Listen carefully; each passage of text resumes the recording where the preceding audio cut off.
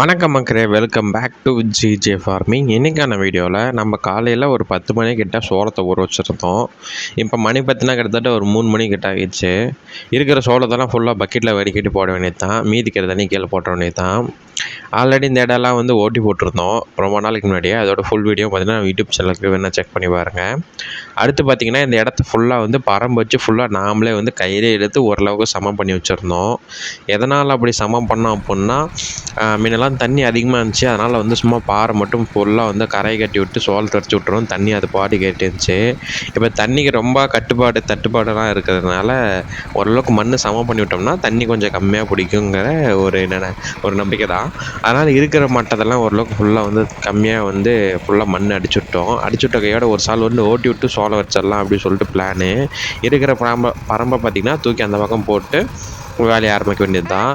தண்ணி அதிகமாக இருந்துச்சு அப்படின்னா தாராளமாக போட்டு விட்டுறலாம். தண்ணி இப்போ நம்மளுக்கு கொஞ்சம் ரொம்ப கம்மியாக இருக்குது. அதனால் பார்த்திங்கன்னா கொஞ்சம் குழியாக இருக்கிற தண்ணி அதிகமாக தேங்கும்.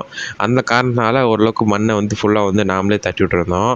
அதோட ஃபுல் வீடியோ பார்த்திங்கன்னா நம்ம யூடியூப் சேனலுக்கு இருக்குது, வேணால் செக் பண்ணி பாருங்கள் எப்படிலாம் போட்டு மண்ணெல்லாம் இழுத்தோம் என்னான்னு. அடுத்து பார்த்திங்கன்னா இது ஆல்ரெடி சோளத்தட்டு போட்டிருந்தோம். அப்புறம் அதை அறுத்து ஃபுல்லாக முடிச்சதுக்கப்புறம் திருப்பி விதைச்சிக்கலாம் அப்படிங்கிற ஒரு கான்செப்டில் ஃபுல்லாக ஓட்ட ஆரம்பிச்சிட்டோம். இந்த பவுடரில் பற்றி ஏகப்பட்ட நம்ம சேனல் வீடியோஸில் போட்டிருக்கோம். அதை பற்றி ஃபுல் வீடியோ வேணாலும் மறக்காமல் கேளுங்க. சரி, ஃபஸ்ட்டு ஓவரெல்லாம் ஃபுல்லாக விதைச்சிடலான்னு சொல்லிட்டு ஓவர் ஃபுல்லாக விதைக்க ஆரம்பிச்சிட்டோம். நம்ம ஓவராக விதைக்காமல் சென்டரில் விதைச்சி போனோம் அப்படின்னா பக்கத்தில் இருக்கிற காட்டில் கீழே விழுந்துடும் சோளம். அதனால் பார்த்திங்கன்னா நான் ஃபஸ்ட்டு ஓவரெல்லாம் ஃபுல்லாக விதைச்சி விட்டு அடுத்து உள்ளே ஃபுல்லாக விதைக்க வேண்டியது தான்.